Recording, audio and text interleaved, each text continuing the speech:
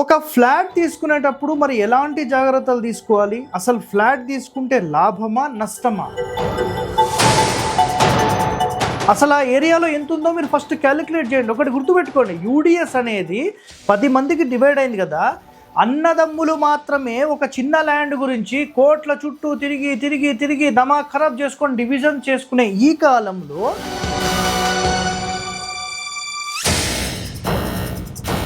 మరి కస్టమర్ ఎలా లాస్ అవుతున్నాడో నేను చెప్తానండి. ఎందుకంటే చాలామంది నేను చాలా ఫ్లాట్స్కి సంబంధించి తిరుగుతూనే ఉంటాను. సో అలా తిరిగినప్పుడు సార్ కొన్ని చూస్తే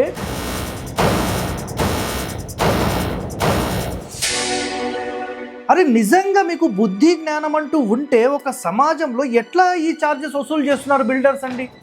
ఎట్లా వసూలు చేస్తారు?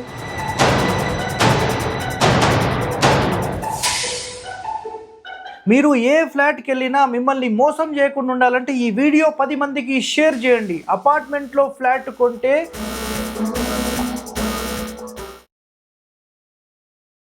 వామ్మో వామ్మో వామ్మో, నిజంగా ఫ్లాట్ కొనే వాళ్ళు తప్పకుండా చూడాల్సిన వీడియో అండి.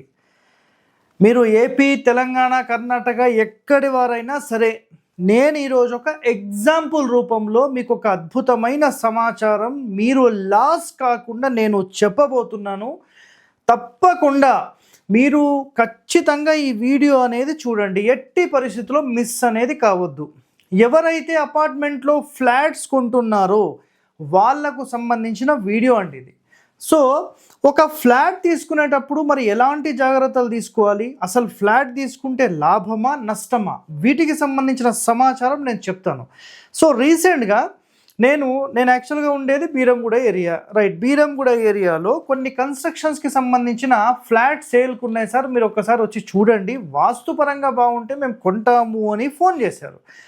రైట్ అండి, మీరు విజిట్ తీసుకోండి, వస్తాను అని చెప్పాను. ప్లాన్ తెప్పించుకున్నాను, రివ్యూ చేశాను, బాగుంది. సో విజిట్ తీసుకోండి సార్, టోటల్ కరెక్షన్ చేస్తానని చెప్పేసాను. రైట్. సో నేనేం చేశానంటే అసలు కాస్ట్ ఎలా ఉంది ఏంటిది జస్ట్ కనుక్కుందామని, ఎందుకంటే రియల్ ఎస్టేట్ పడిపోయిన తర్వాత మరి ఎలా ఉంది ఒకసారి క్యాలిక్యులేషన్ చేసుకుందామని చేసుకున్నాం. రైట్. ఒక మెయిన్ రోడ్కి జస్ట్ నియరెస్ట్ బిట్లో, ఓకేనా, నియరెస్ట్ బిట్లో, హైవేకి నియరెస్ట్ బిట్ అంటే సింపుల్గా చెప్పాలంటే హైవే నుంచి ఒక 50 మీటర్లు కూడా ఉండదు. సో ఫస్ట్ రోడ్ కాకుండా సెకండ్ రోడ్లో ఉందన్నమాట. సో ఆ బిట్కి సంబంధించి వెళ్ళాం, చూసాం, అక్కడ బిల్డర్తో మాట్లాడడం జరిగింది, సైట్ చూడడం జరిగింది, మొత్తం అయిపోయినాయి. రైట్. అట్ ద ఫైనల్ ఏం జరిగిందంటే కన్స్ట్రక్షన్ కాస్ట్ అసలు ఎంత సార్ మొత్తము ఫ్లాట్ అంటే, సార్ 95 లక్షలు అన్నారు. వాయమ్మనే 95 లక్షలు ఎందుకు సార్, రెండా ఒకటా అని అడిగాను. సార్ ఒక్కదానికే. సో ప్లాన్ అయితే నేను ఇక్కడ డిస్ప్లే పెట్టలేనండి, ఎందుకంటే ఆల్రెడీ నా దగ్గర ఉంది, కాకపోతే అది ఇంకా వాళ్ళకి ఇబ్బంది, మనం ఒకరికి పెట్టలేము. కాబట్టి మార్కెట్లో ఏం జరుగుతుందో మనం తెలుసుకోవాలి. మీరు అడగాల్సిందే, ఖచ్చితంగా ఈ వీడియో చూడండి. అందుకనే సో ప్లాన్ అంతా చూశాను. సార్ ఇది ఎంత ఎస్ఎఫ్టీ సార్ అని అడిగాను. సార్ 1250 ఎస్ఎఫ్టీ ఉంది, 1350 ఉంది, 1500 ఉంది అన్నారు. సరే ఒక ఎగ్జాంపుల్లో 1250 ఎస్ఎఫ్టీది మాట్లాడుతున్నా. సార్ ఎస్ఎఫ్టీ ఎంత సార్ అంటే 7000 అన్నారు. సో 7000 అన్న తర్వాత అక్కడ ఏం జరిగిందంటే 7000 ఇంటూ 1250, సో ఆల్మోస్ట్ 87-88 లక్షలకు వెళ్ళిపోయింది అనమాట. సో నేను జస్ట్ క్యాలిక్యులేటర్లో కూడా మీకు చూపించేస్తాను. సో 7000 ఇంటూ 1250 ఎస్ఎఫ్టీ 87,50,000 రూపాయలు అయింది. మళ్ళీ పార్కింగ్ సంబంధించి లిఫ్ట్ ప్రొవిజన్ ఇవ్వడానికి, మళ్ళీ సీసీ కెమెరాస్ పెట్టడానికి, మళ్ళీ జనరేటర్ పెట్టడానికి, ఎమ్యూనిటీస్ అంట ఓ 4 లక్షలు అంట. సో దీనికి మళ్ళీ 4 లక్షలు యాడ్, అర్థమైందా? సో ఈ క్రమంలో జిఎస్టీలు ఇవన్నీ చెప్పి ఫైనల్గా రిజిస్ట్రేషన్తో పాటు ఆల్మోస్ట్ అది 95 నుంచి 98-99 లక్షల దాకా వెళ్ళిపోయి 1 కోటి రూపాయలు అనుకుందాం. సార్ మరి ఇంత వాల్యూ పెట్టొచ్చా అని మాట్లాడితే, సార్ ఎక్కడ పోయినా ఇంతే ఉంది సార్ అని కస్టమర్ చెప్పారు. నేను ఒక క్యాలిక్యులేషన్ చెప్పాను.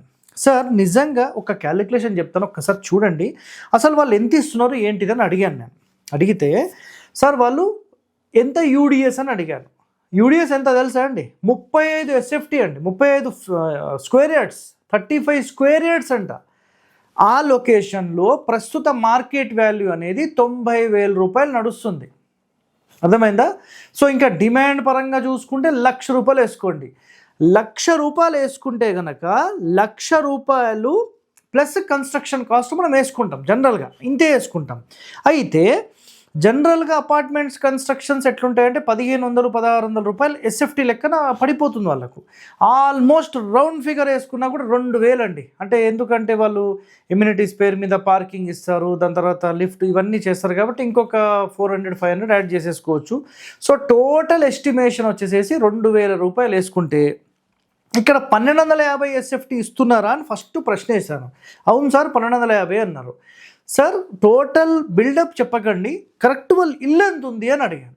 ఇల్లు కరెక్ట్గా మీకు ఎంత ఉంది తెలుసా అండి? 900 ఎస్ఎఫ్టీ అండి.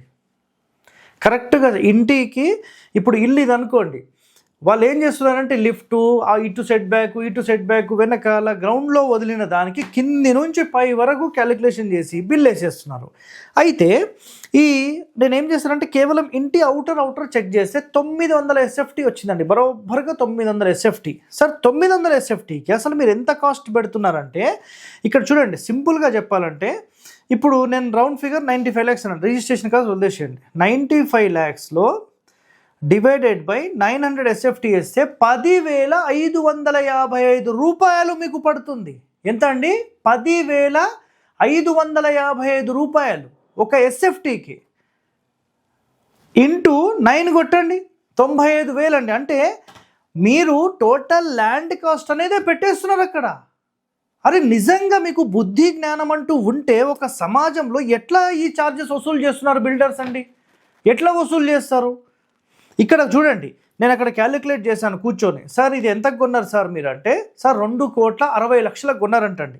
330 గజాలు, 300 అనుకోండి. సో 2,60,000 రూపాయలు అంటే వాళ్ళకి 88,000 పడింది. ఓకేనా? 88,000 రూపీస్ పడితే 2,60,000 అండి.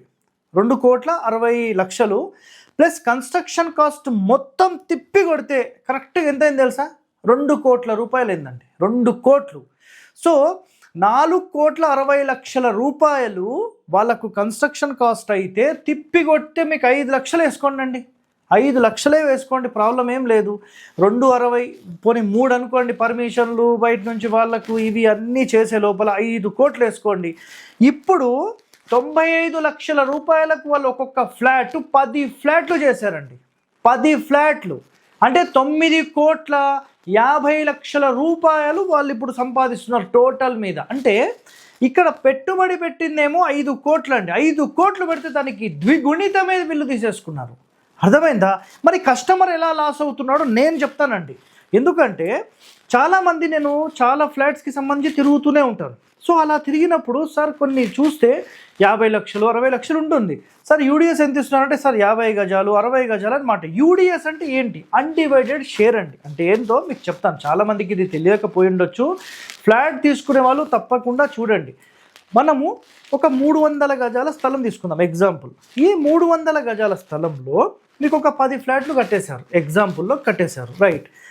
ఈ ఫ్లాట్స్ కట్టిన తర్వాత 10 అయినాయి కదా, ఈ 10కి సంబంధించి డివిజన్ చేస్తారు. అంటే ఈ 300 గజాల స్థలాన్ని 10 మందికి డివైడ్ చేస్తే 30 గజాలు మీ పేరు మీద రిజిస్ట్రేషన్ అయిపోతుంది. అర్థమైందా? 30 గజాలు మాత్రమే. ఇప్పుడు ఇక్కడ నేను చెప్పిన దాంట్లో 35 గజాలండి. అంటే ఆల్మోస్ట్ మీకు 90,000 రూపాయలు వేసుకున్నా కూడా, ఓకేనా, అంత ఉండదు, వేసుకున్నా కూడా మీకు 90,000 ఇంటూ 35 గజాలు 31,50,000 రూపాయలండి.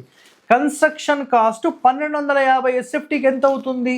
ఒక ఎగ్జాంపుల్లో 2,000 రూపాయలు వేసుకున్నా కూడా 1,250 ఎస్ఎఫ్టీకి ఆల్మోస్ట్ 25 లక్షలండి. అర్థమైందా? 25 లక్షలకు మించదు. సో 31,50,000 31.5 ప్లస్ 12.5 ఒక నిమిషం 25 మొత్తం 56 లక్షలు అయిందండి. 56 లక్షలు వాళ్ళకి టోటల్ ఆన్ ల్యాండ్ పడిపోయింది. అందులో ఇంకా వాళ్ళకి తక్కువ ఉంటుంది, అది సెకండరీ, ఇప్పుడు అవసరం లేదు. 66, 76, 86, 96 అంటే ఒక ఫ్లాట్ మీద 35 నుంచి 40 లక్షల రూపాయలు వసూలు చేస్తున్నారు. కస్టమర్ ఎలా లాస్ అవుతాడు తెలుసా? 95 లక్షల రూపాయలు తీసుకున్న కస్టమర్ ఒకవేళ ఈ బిల్డింగ్ పడిపోతే ఆయన వాల్యూ 31 లక్ష మాత్రమే. ఒకవేళ 10 సంవత్సరాల తర్వాత ఈ ల్యాండ్ కనుక ఆ ఏరియాలో మీకు 1,00,000 నుంచి 1,50,000 అయింది అనుకోండి, 1,50,000 ఇంటూ 35 గజాలు మాత్రమే, అంటే 45-47 లక్షల రూపాయలు మీకు వస్తుందండి. దాని మించేం రాదు. అర్థమైంది? అంతే వస్తుంది, ఏం రాదు. 50 లక్షలు లాస్ట్. అంటే తరుగు అనేది ఇక్కడే స్టార్ట్ అయిపోయింది. నేను చాలా ఫ్లాట్ చూశాను. ఇప్పుడు ఫర్ ఎగ్జాంపుల్ బీరంగూడలో ఒక ఫ్లాట్ తీసుకున్నాం. ఆ ఫ్లాటు మాకు 58 లక్షల రూపాయలు పడితే యూడిఎస్ 48 గజాలు వచ్చింది. 48 గజాలు ఇంటూ ఆ ఏరియా మొత్తంలో ₹1,00,000 ఉంది. 90,000 వేసుకోండి. అర్థమైందా? సో 50 లక్షల రూపాయలు వేసుకుంటే 48 గజాలకు సంబంధించి 48 లక్షలు రెడీ ఉంది. కన్స్ట్రక్షన్ కాస్ట్ 10,000 పడింది. కానీ ఇక్కడ గమనిస్తే 31 లక్షనేమో మీకు స్థలం వాల్యూ మీకు కట్టేశారు. కన్స్ట్రక్షన్ కాస్ట్ ఎంత కట్టారు తెలుసా? అర్థం చేసుకోండి. 50 లక్షలా అండి? 50, 52, 53 లక్షలు కట్టేశారు మీరు. 50, 31, 95 అంటే 60 లక్షల రూపాయలు కన్స్ట్రక్షన్ కాస్ట్ కడుతున్నారు. ఎట్లా కడతారండి?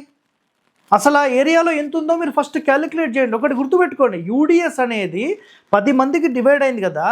అన్నదమ్ములు మాత్రమే ఒక చిన్న ల్యాండ్ గురించి కోట్ల చుట్టూ తిరిగి తిరిగి తిరిగి దమాక్ ఖరాబ్ చేసుకొని డివిజన్ చేసుకునే ఈ కాలంలో ఈ 10 మంది డివైడ్ అవుతారా అంత తొందరగా? అర్థమైందా? సో అన్డివైడెడ్ షేర్ అంటారు. యూడిఎస్ ఎంత అనేది చాలా ఇంపార్టెంట్. రేపటి రోజు మీరు అమ్మాలంటే ఈ యూడిఎస్ఏ మీకు ఇంపార్టెంట్. అర్థమైందా? యూడిఎస్ అనేది మీకు ఒక 50 నుంచి 60 గజాలు 50 గజాలు వచ్చింది అనుకుందాం. ఇప్పుడు ఇదే లొకేషన్లో 50 నుంచి 60 వచ్చింది అనుకుందాం. 60 అంటే ఆల్మోస్ట్ ల్యాండింగ్ కాస్ట్ మనకు ఒక 60 లక్షలు మనం ల్యాండ్ కాస్ట్ అనుకోవచ్చు. పోనీ 50 అనుకుందాం. ఓ కన్స్ట్రక్షన్కో 15 లక్షలు 20 లక్షలు పెట్టుకుందాం. అర్థమైందా? 20 లక్షలు పెట్టుకున్నా టోటల్ ఎంత వస్తుంది? 70 లక్షలే. అరే 35 గజాలు ఇచ్చి మీరు 90 లక్షలు అంటే ఏ లెక్క ప్రకారం కడుతున్నారు? కస్టమర్స్ కూడా ఫటాఫటా తీసేసుకున్నారు. నేను అడిగాను 2-3 సార్, ఈ లెక్కలన్నీ మేము చేయలేదు, మేము ఫ్లాటే చూస్తున్నాం కానీ యూడిఎస్ అంటే మాకు తెలియదు సార్ అన్నారు. యూడిఎస్ తెలియదు అన్న ప్రతి ఒక్కరూ ఖచ్చితంగా ఈ వీడియో చూడండి. మీరు ఏ ఫ్లాట్కి వెళ్ళినా మిమ్మల్ని మోసం చేయకుండా ఉండాలంటే ఈ వీడియో 10 మందికి షేర్ చేయండి. అపార్ట్మెంట్లో ఫ్లాట్ కొంటే భవిష్యత్తులో ఎన్నో నష్టాలే ఉంటాయి. 15-20 సంవత్సరాల తర్వాత ఆ బిల్డింగ్ పని చేయకపోయినా దాంట్లో ఎలాంటివి అంటే రిపేర్స్ వచ్చినా ఇంకా చెయ్యలేక అందరూ చేతులు ఎత్తేస్తే మళ్ళీ రోడ్డు మీద పడాల్సిన పరిస్థితి. నిజంగా ఇప్పుడు ఇదే 95 లక్షలు వీళ్ళు 100 గజాల స్థలం అదే ఏరియాలో తీసుకున్నా సూపరే కదండి. అవునా కాదా? ఆలోచన చేయండి. 100 గజాల స్థలం తీసుకొని వాళ్ళకు 10-20 లక్షలు పెడితే ఇల్లు అయిపోతుంది. సొంత ఇల్లు ఎన్ని ఫ్లోర్లైనా వేసుకోండి, 1, 2, 3, 4 మీ ఇష్టం. ఇంత ఘనం కట్టడం చాలా దురదృష్టం అండి. నిజంగా చెప్తున్నా, ఇట్లాంటి చీటింగ్ అయితే బిల్డర్స్ చేయొద్దు. మరి దీనికి ఎవరు అసలు యాక్షన్ తీసుకుంటారో అర్థం కావట్లేదు. కస్టమర్స్ అయితే దయచేసి మా హరివాస్తు ప్రేక్షకులు ఎవరైతే వీడియో చూస్తున్నారో ఖచ్చితంగా అందరికీ కూడా ఈ వీడియో షేర్ చేయండి. సో ఇలాంటి ఎన్నో రహస్యాలు మీకు కావాలంటే మన ఛానల్ని వెంటనే సబ్స్క్రైబ్ చేయండి, లైక్ చేయండి, గంట బొమ్మను కూడా యాక్టివేట్ చేయండి. Stay tune to our channel for latest vastu updates.